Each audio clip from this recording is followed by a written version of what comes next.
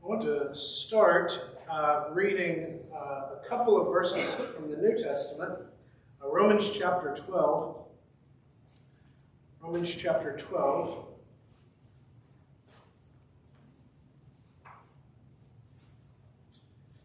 Verses 20 and 21.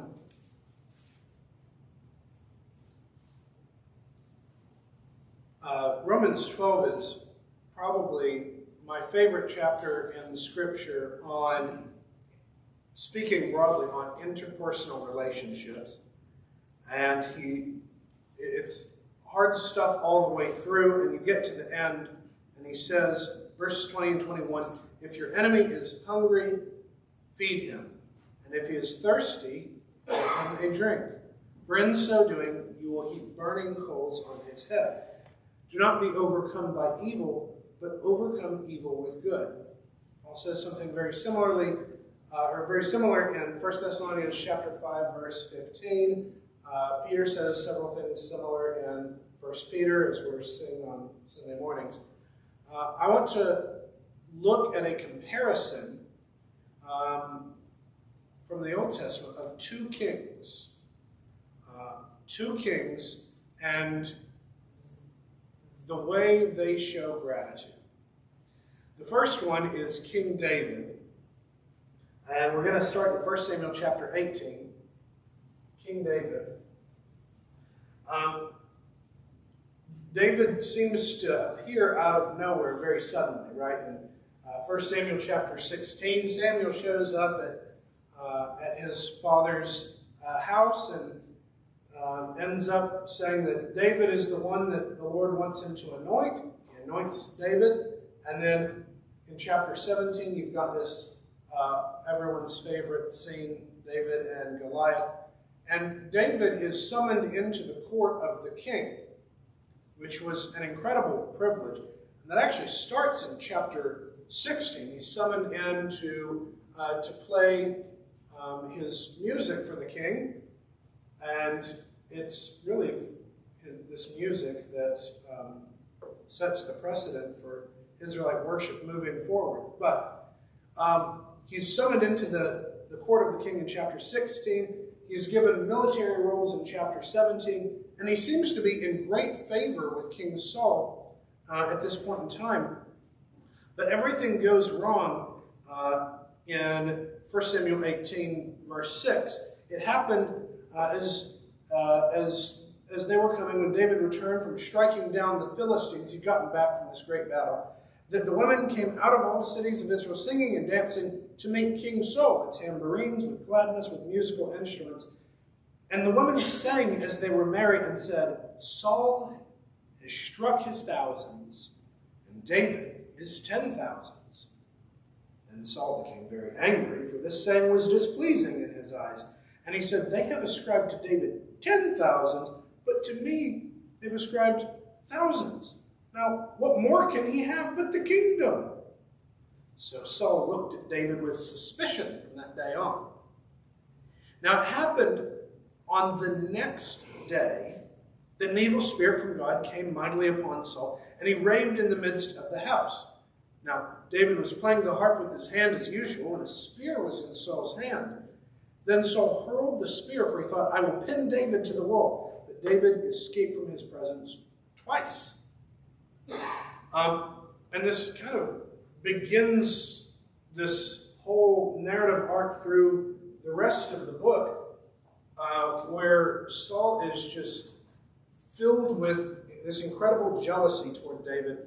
And I don't know exactly what it is Saul is plagued with, but he has these psychoses, these delusions, and he gets it in his head that David is after the kingdom. And I don't know how much of this is in his sane mind and how much of it is just, his mind is doing terrible things. I don't know how much of it is either way. But this really doesn't do wonders for their relationship with one another. Saul tries to kill David so many times. You turn the page, chapter 19, verse 1. Saul spoke to Jonathan, his son. Jonathan is the crown prince, and all his servants to put David to death. But Jonathan, Saul's son, greatly delighted in David. They're great friends. And Jonathan told David, saying, Saul, my father, is seeking to put you to death. So now, please be careful in the morning and stay in a secret place and hide yourself. I will go out, stand before my father in the field where you are, speak to my father about you, and what I perceive, I will tell you. Then Jonathan spoke well of David to Saul his father and said to him, do not let the king sin against his servant David, for he has not sinned against you, and since his works have been very good for you. For he took his life in his hand, struck the Philistine, and Yahweh brought about a great salvation for all Israel. And you saw it and were glad. Why then will you sin against innocent blood by putting David to death without a cause? And Saul listened to the voice of Jonathan, and Saul swore, as Yahweh lives, he shall not be put to death. Then Jonathan called David, and Jonathan told him all these words. And Jonathan brought David to Saul, and he was in his presence as formerly. So Jonathan talks with his father and is able to help, at least seemingly, repair the relationship and safeguard David from his own father, which is a terrible thing to have to do. But then in chapter 20, verses 30 through 32, it's gone bad again, and Saul is no longer even looks upon his son with favor. Saul's anger burned against Jonathan. He said to him, you son of a perverse, rebellious woman, do I not know that you are choosing the son of Jesse to your own shame and to the shame of your mother's nakedness? Which is very strong language. It gets cleaned up in translation. But he says, for as long as the son of Jesse lives on the earth, neither you nor your kingdom will be established. So now, send and bring him to me, for he must surely die. But Jonathan answered Saul his father and said to him, why should he be put to death? What has he done? Then Saul hurled his spear at him to strike him down. So Jonathan knew that his father had decided to put David to death. And it doesn't get better from this point forward. It gets worse and worse. And you'd think this is probably as bad a relationship as you can have with anyone. They're trying actively to kill you. I can't think of many things that would make a relationship with another person worse. What stands out is how David responds to all of this. David does not do the normal thing. He does not react in the normal way. David is an extremely good warrior. Saul is not. Saul could have been, and that's part of why he was selected as king, because he accomplished a great victory against the Ammonites, and the Israelites were really hoping he'd be the kind of military commander that they wanted, that they needed. And he wasn't. He was a coward. Which is why David has this better reputation as a military leader. And it's why Saul's so very jealous of him. If anyone could take Saul down, it's David. He's popular. He's strong. He has his own army that follows him around everywhere, that are completely loyal to him. And in fact, they encourage him to take Saul out. David even knows that God has already selected him. He's been anointed as king, and if he were to claim the throne, he already has divine right on his side. He is in a better position than anyone. And I really think David is one of the best examples of that passage we read in Romans 12, of treating your enemies with love and kindness. In 1 Samuel 24, I want you to see. We're going to read the first one, and it's going to happen a second time. 1 Samuel 24, verse 1. When Saul returned from pursuing the Philistines, he was told, saying, behold, David is in the wilderness of En-Gedi. Then Saul took 3,000 chosen men from all Israel and went to seek David and his men in front of the rocks of the wild goats. Now, notice, he's on his way to find David And it's not to make peace with him. He's on his way to find David to do what he's been trying to do this whole time, to kill him. And he came into the sheepfolds on the way where there was a cave. Saul went in to relieve himself. Now David and his men were sitting in the inner recesses of the cave. And the men of David said to him, "Behold, this is the day of which the Lord said to you, Behold, I am about to give your enemy into your hand, and you shall do to him as seems good in your eyes." Then David arose and cut off the edge of Saul's robe secretly. And it happened afterward that David's heart struck him because he had cut off the edge of Saul's robe. So he said to his men, "Far be it from me because of Yahweh that I should do this thing to my Lord, the anointed of Yahweh, to send forth my hand against him, since he is the anointed of Yahweh." Then David tore his men to pieces with these words, and did not allow them to rise up against Saul. And Saul arose and left the cave and went on his way. Now afterward David arose and went out of the cave and called after Saul, saying, "My lord the king." When Saul looked behind him, David bowed with his face to the ground and prostrated himself. And they have this whole interaction here. And David apologizes for cutting off the edge of his robe. Now, he had an opportunity to just get it over with. Just kill Saul and be done with this whole thing. They're at war. They're at war with one another. And Saul's been chasing him all around the hill country of Judea. And David's just been on the run this whole time, trying not to get killed. They're at war with one another. And David has a chance to just end this thing. And he does something incredibly merciful. It's almost like a prank, right? He just cuts off the end of part of his robe, which only the king has, this nice purple robe. So it's going to be pretty obvious. This is the king's robe. And he says, "I can't believe I've done this. What a horrible thing I've done." It's the most mild revenge possible. And he's filled with sorrow. And he says, there's no way I'm actually going to hurt this man. And the same thing happens, not exactly the same thing, but something very similar happens in chapter 26. You can look at that if you'd like to, but that's the heart of David. That's the kind of man David is. In the last chapter of 1 Samuel, Saul is killed. Not by David, but by their mutual enemy, the Philistines. And in 2 Samuel chapter 1, a messenger comes, and he thinks David's going to be very excited about the death of Saul. And in fact, he makes up a story that he's the one who killed Saul. He tries to take credit for it because he thinks that's going to make him look good in front of David. And David says, "All right, well, you had no right to do that." And he kills that man. He puts him to death. And he weeps over the death of Saul. And he weeps over the death of Jonathan. Jonathan makes sense because it's his friend. I want you to see how he treats Saul. Moving forward through 2 Samuel, there's so many instances, even after Saul's death.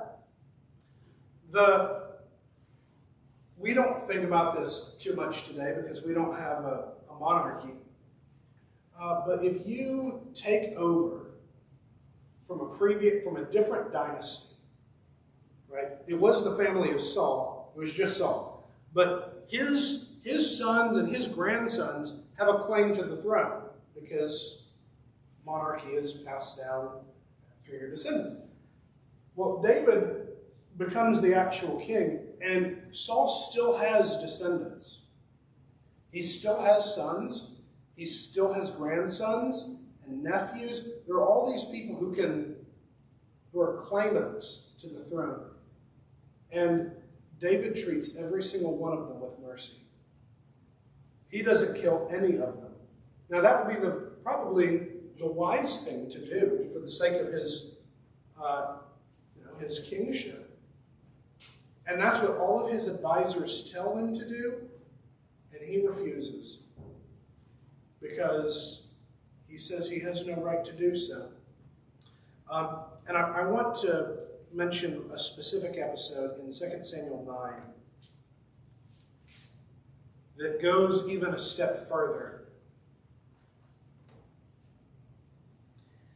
2 Samuel 9, verse 1, Then David said, Is there yet anyone left of the house of Saul, that I may show him loving kindness for Jonathan's sake?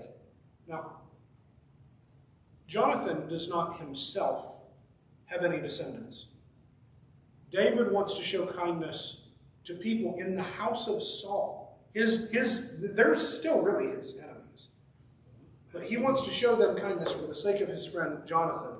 And it says, There was a servant of the house of Saul whose name was Ziba, and they called him to David, and the king said to him, Are you Ziba? He said, I am your servant. The king said, Is there not yet anyone of the house of Saul to whom I may show loving kindness of God? And Ziba said to the king, There is still a son of Jonathan. Jonathan does have a son. There is still a son of Jonathan who is crippled in both feet. So the king said to him, Where is he? And Ziba said to the king, Behold, he is in the house of Machir, the son of Ammiel, in Lo-debar. Then King David sent and took him from the house of Machir, the son of Ammiel, from Lo-debar. So Mephibosheth, the son of Jonathan, the son of Saul, came to David and fell on his face and prostrated himself. And David said, Mephibosheth. And he said, Here is your servant.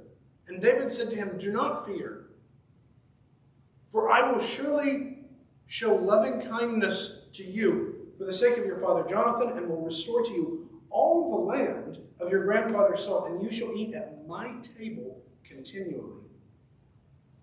If you go back and look at 2 Samuel chapter 4, verse 4, it mentions that Mephibosheth he had a physical disability. He'd been dropped as a child and was lame in both legs, which is bad enough in the present day, but it was even worse back then to have that kind of a disability. He can't do anything to work for himself. I mean, there's no work from home. He has no way to provide for himself, and yet David brings him into his household. This man who is helpless, who can do absolutely nothing for him, and he shows him kindness, even though his family has been truly horrible to David over the years, and causes him much grief, not just while Saul is alive, but Saul's descendants cause a lot of grief for David as well. That's the first king. And I think David is one of the best examples of this principle, of doing good to your enemies. Now the second king, if you ask me who is your least favorite of the kings of Israel and Judah, I would have to say this man. That's maybe surprising because in some places he's mentioned as being a good king. But I want you to read this, and maybe you'll end up agreeing with me. I want you to look at 2 Chronicles chapter 22.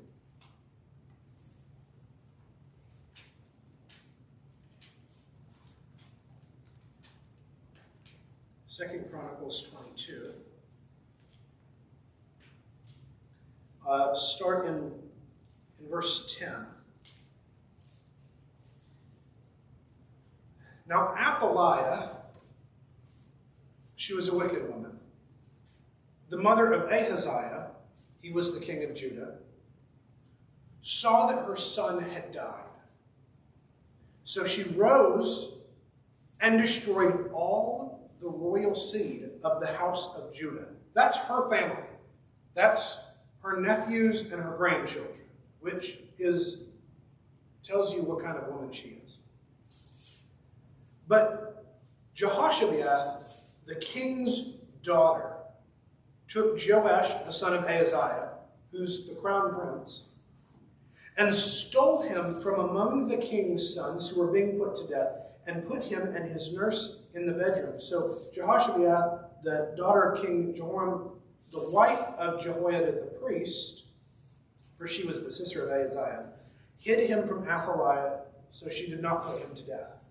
So she takes, Athaliah is looking for all of the sons of, which are her grandsons. And she takes all of them and she kills all of them so that they can't lay claim to the throne. Now, at this point in time, even if you're very young, you'd be crowned king, and someone else would just rule in your stead for a while. But she doesn't even want that. She's the queen mother, and she knows that if she just kills them all, this is very messed up thinking, but if she kills them all, then she has no rivals. The other women in the family aren't her rivals. So Jehosheba here is not her rival. That's her daughter. And Jehosheba, her husband, is the high priest Jehoiada. I know there's a bit of a confusing family tree.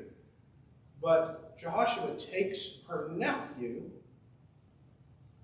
Joash, and she and her husband, Jehoiada, hide him to protect him. And you see in verse 12, so he was hidden with them in the house of God, in the temple, for 6 years while Athaliah was reigning over the land. I don't know exactly how old he was when he was hidden, but they hide him for 6 years. The temple was not just the parts where the priest would do worship. There were rooms built into the side where they would live, and they'd have a place to sleep and live while they weren't serving in the worship ceremonies. And no one's allowed inside of the temple, but these side rooms are not holy in quite the same way. So they hide him in there. No one knows he exists, and they raise him at least for several years. And then you see in chapter 23, verse 1, in the 7th year, Jehoiada, remember he's the high priest, and he's the uncle of Joash. Now in the 7th year, Jehoiada strengthened himself and took commanders of hundreds. Verse 2, they went around Judah, gathered the Levites, and the heads of the fathers' households of Israel, and they came to Jerusalem. And what happens here is they basically take little Joash, who's slightly older, and they appoint him as king. So he's very young, but they do this. And in chapter 24, verse 1, we get a little bit more information. Joash was 7 years old when he became king, and he reigned 40 years in Jerusalem. And his mother's name was Zibiah from Beersheba. And Joash did what was right in the sight of Yahweh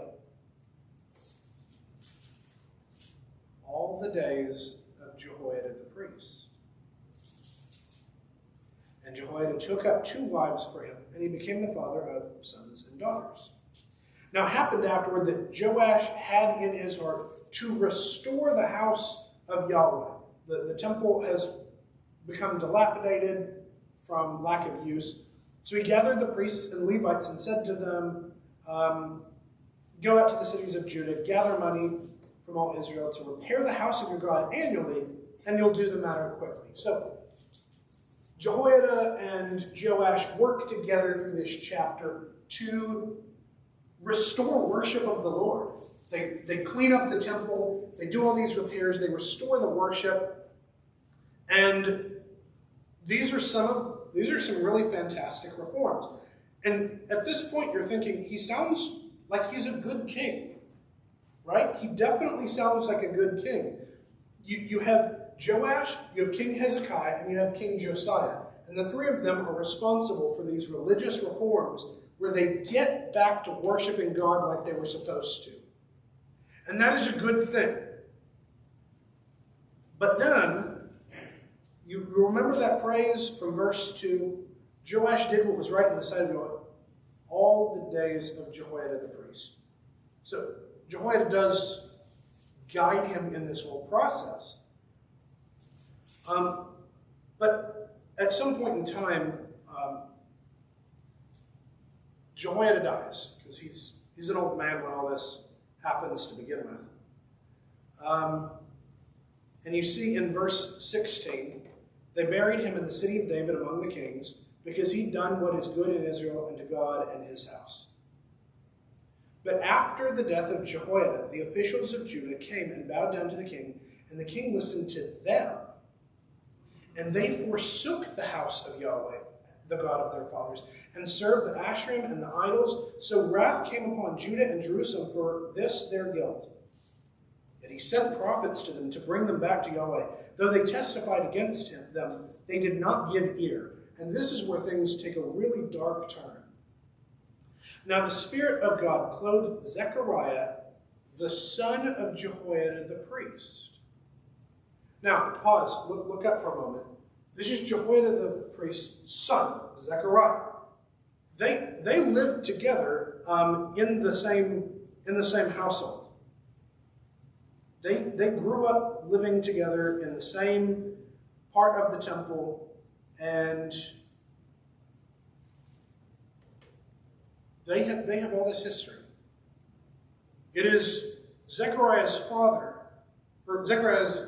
mother who saved the life of Joash.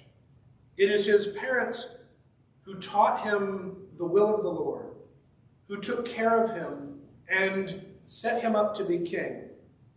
The Spirit of God clothed Zechariah the son of Jehoiada the priest, and he stood above the people and said to them, "Thus says God, why do you trespass against the commandments of Yahweh and do not succeed? Because you've forsaken Yahweh, he has also forsaken you." So they conspired against him, and at the command of the king, they stoned him to death in the court of the house of Yahweh. Thus Joash the king did not remember the loving kindness which his father Jehoiada had shown him, but he killed his son. And as he died, he said, "May Yahweh see and avenge."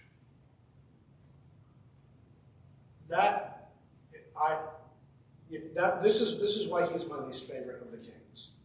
I cannot even begin to fathom this level of ingratitude toward the family that had done so much for him. They had done everything for him. And he doesn't care. He doesn't care at all. He doesn't care about the Lord. He doesn't care about Jehoiada. He doesn't care about his son Zechariah.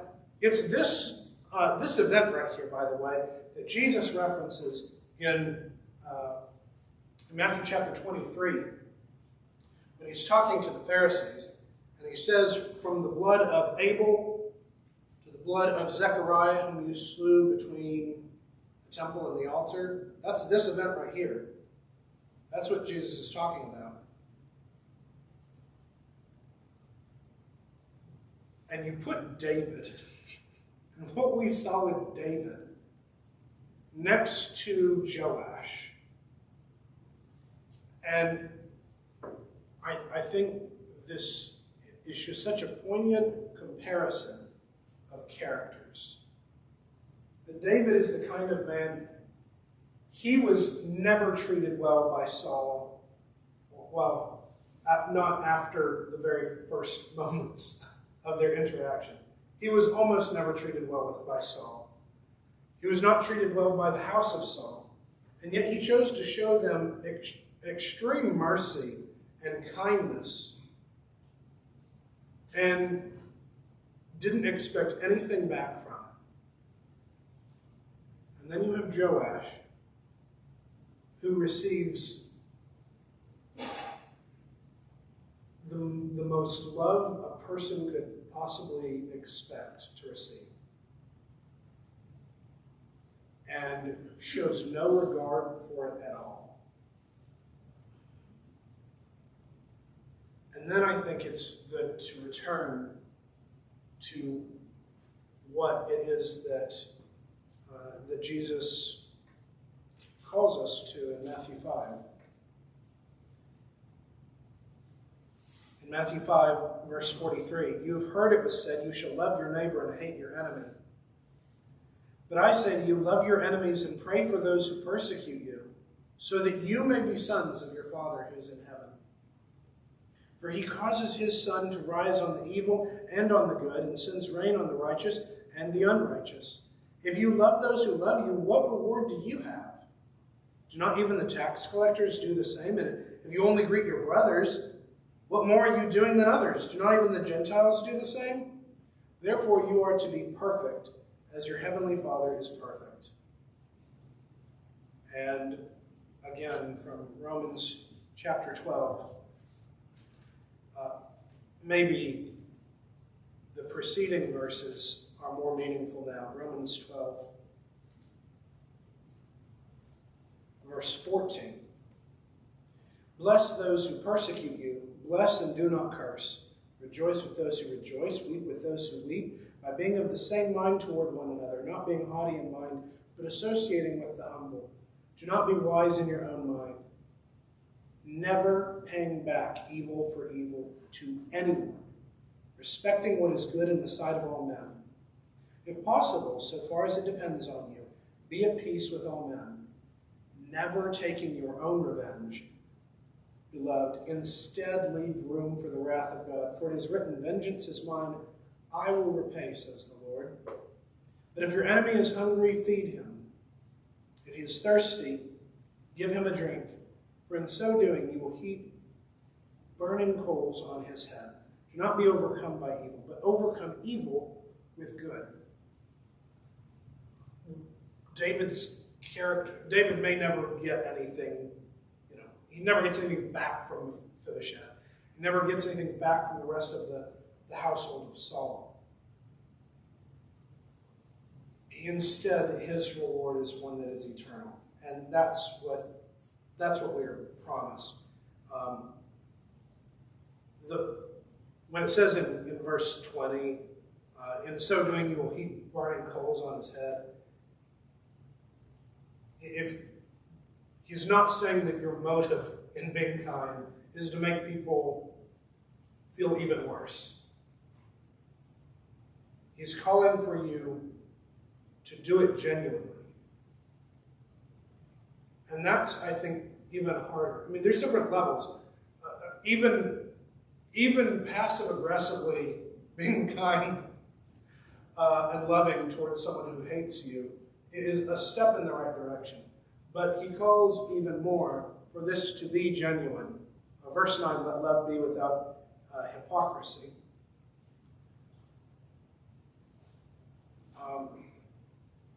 But he also leaves room here for you to leave things in the hand of the Lord. When Zechariah is dying, he puts it in the hands of the Lord. And he says, Lord, I ask that you avenge what has been done to me. And yet, it seems there's always a higher level. When Jesus and when Stephen are executed, they go even further and do not wish revenge on their enemies either, even by the Lord. I don't think I'm there. That's an incredible level of love and faith. And I don't know that I've ever met anyone who is at that level.